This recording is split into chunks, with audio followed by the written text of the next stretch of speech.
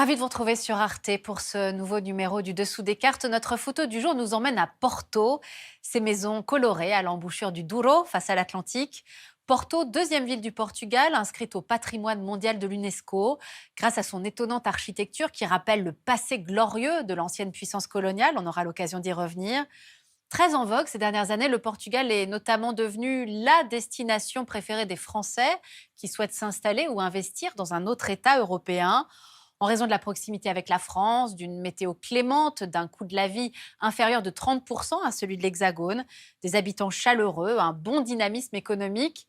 Aujourd'hui, on vous raconte l'histoire d'un petit pays qui est à la côte, mais qui a pourtant connu des hauts et des bas, grande puissance coloniale, puis parent pauvre de l'Occident, avant de connaître aujourd'hui une renaissance, à nuancer cependant, nous le verrons.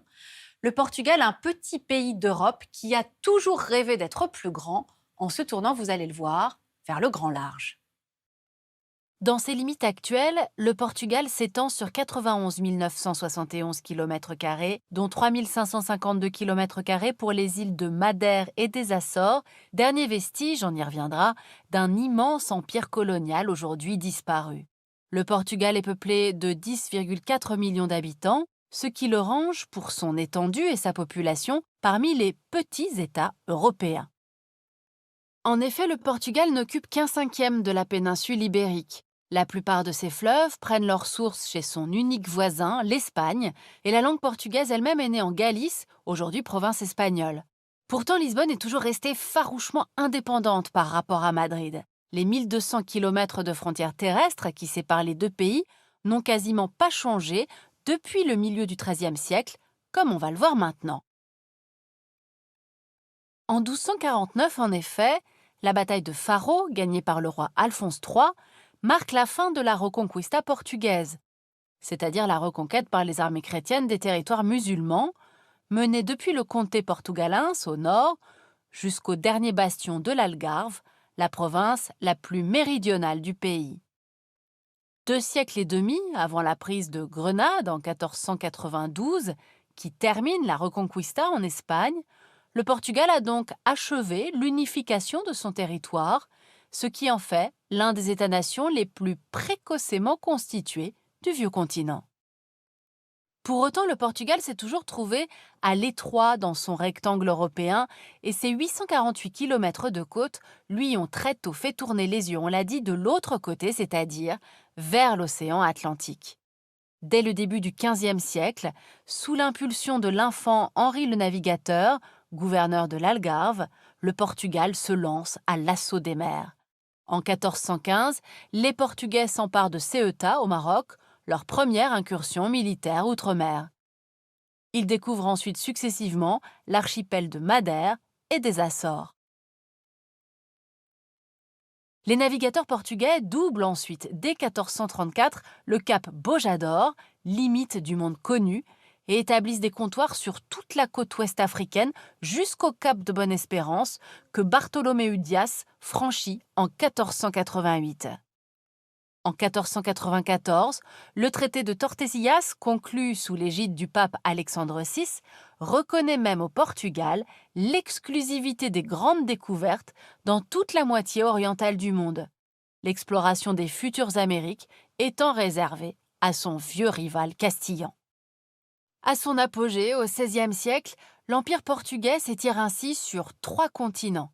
En Afrique d'abord, terre des premières expéditions, en Amérique du Sud, où Cabral découvre en avril 1500 ce qui deviendra le Brésil, joyau de l'outre-mer portugais, et en Asie, où Vasco de Gama a débarqué à Calicut, dans l'Inde actuelle, en 1498.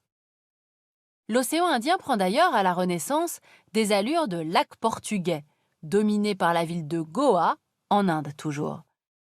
C'est de là que partent les missionnaires qui tenteront d'évangéliser l'Indonésie, le Japon dès 1542 et la Chine, où les Portugais prennent pied à Macao en 1557. C'est par Goa surtout que transitent les épices asiatiques rapportées vers l'Europe. Jusqu'au XIXe siècle, le gigantesque réseau des comptoirs d'outre-mer assurera la fortune de la couronne portugaise. On l'aura compris, le petit Portugal a joué dans l'histoire du monde occidental un rôle sans commune mesure avec l'exiguïté de son territoire. Revers de la médaille, cette richesse qui a afflué d'outre-mer pendant des siècles a aussi figé le pays dans une économie de rente peu propice au développement national, comme on va le voir maintenant. C'est en fait l'indépendance du Brésil, proclamée en septembre 1822, qui va révéler la dépendance de la métropole vis-à-vis de ses colonies. Privé de l'or américain, le Portugal intensifie alors ses prospections en Afrique. À partir de 1875, les Portugais explorent l'arrière-pays de l'Angola d'abord, puis du Mozambique, parvenant même à réaliser la jonction entre les deux provinces en 1890. C'est la fameuse carte rose, le Mapa Cor-de-Roça en portugais, qui devait refonder l'empire colonial en Afrique, mais qui a surtout déclenché l'ire de l'Angleterre, soucieuse de connecter toutes ses colonies du Cap jusqu'au Caire. Si la puissance portugaise semble alors déclassée sur le continent, le Portugal sera pourtant le dernier pays européen à accepter l'indépendance de ses colonies après la Deuxième Guerre mondiale. Au temps des indépendances africaines, en effet, Antonio de Oliveira Salazar, au pouvoir depuis 1932, dirige toujours son pays d'une main de fer.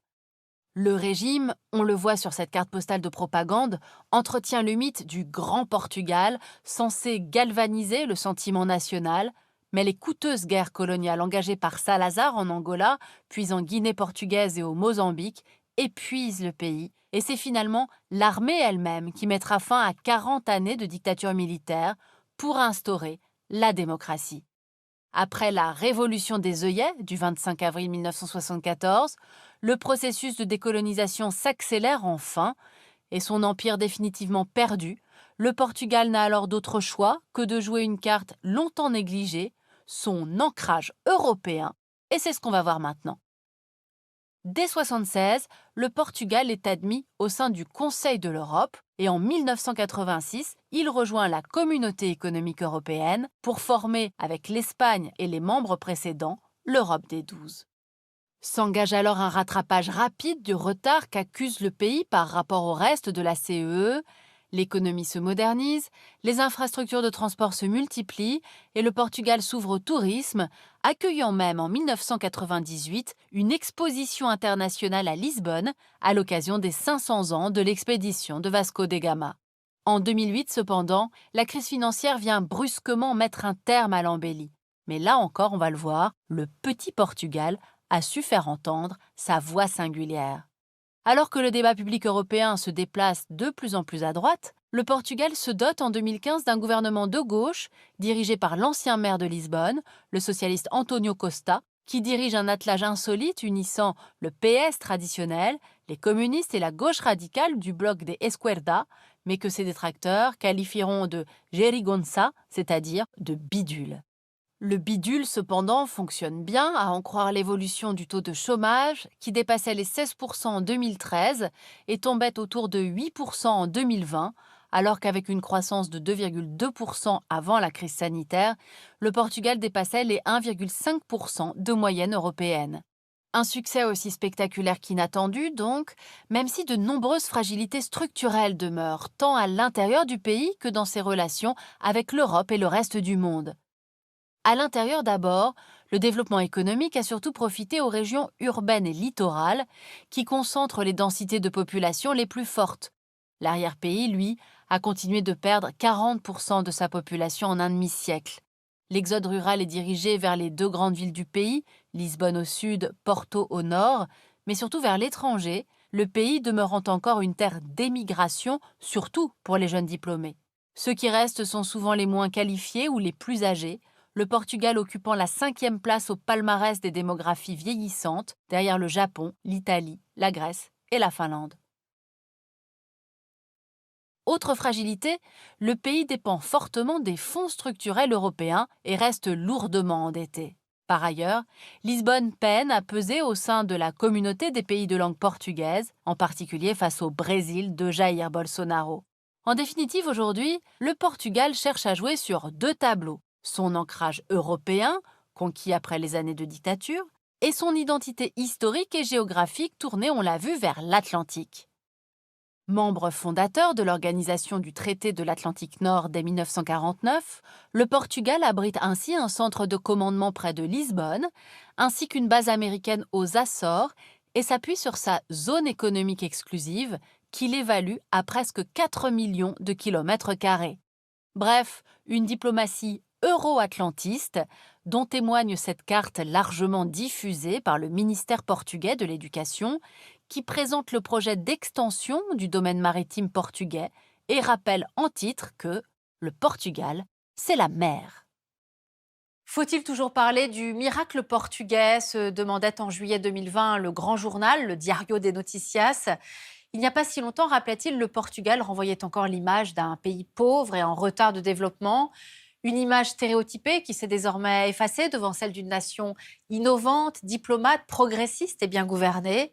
Le Portugal, on l'aura compris, une destinée en dents de scie, grand empire, puis pays à la traîne de l'Union européenne et désormais en phase de renaissance.